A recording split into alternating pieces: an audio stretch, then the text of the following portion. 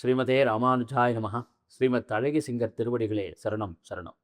Kalyan jewellers பாக்யம் தொலைக்காட்சி நேயர்களுக்கு அடியனுடைய சிரம் தாழ்ந்த நமஸ்காரங்கள். ஆனந்த ராகமாய் ஓர் ஆன்மீக பயணம். நீங்கள் பார்த்து கொண்டிருப்பது உங்கள் பாக்யம் சேனல். வழங்குவோர் அன்புடன் கல்யாண் ஜுவல்லர்ஸ். இது உங்கள் பாக்யம், எங்கள் பாக்கியம்.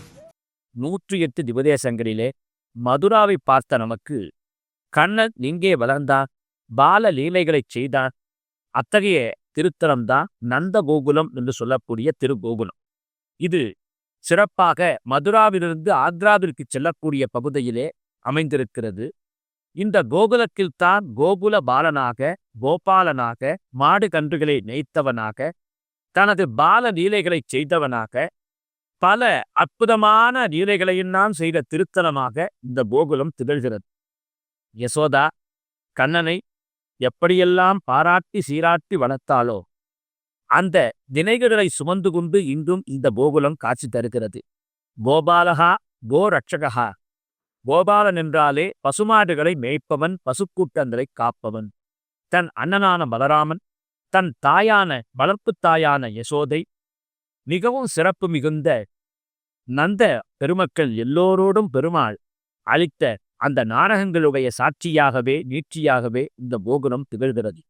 பகவான் வெண்ணெய் குடத்தை திருடிக்கொண்டு சென்றது, கோபியரோடு கொஞ்சி விளையாடியது, யமுனா நதியிலே குதித்தது, திரு ஆய்ப்பாடியிலே அவன் செய்த லீலைகள் கொஞ்ச நஞ்சமல்ல. ஆண்டாள் பாடி துதிக்கிறாள். தொண்டரடி பொடியாழ்வார் பெரியாழ்வாரெல்லாம் இந்த கோகுலத்தை கொண்டாடி போற்றி பெருமைகொங்க பேசுகிறார்கள். அப்படிப்பட்ட இந்த திருத்தலம் பகவானுடைய அருள் பால லீலைகளை சொல்லுகிறது. கிருஷ்ண தலங்களிலே முக்கியமான திருத்தலமாக பேசப்படுகிறது. எனவே பால ரூபம் பூஷிதாங்கம் பால பூஷண பூஷிதம். யசோதை கோபாலனுக்கு கண்ணனுக்கு பல வகையான திவ்யாபரணங்களை கூட்டி அழகு பார்த்தார்.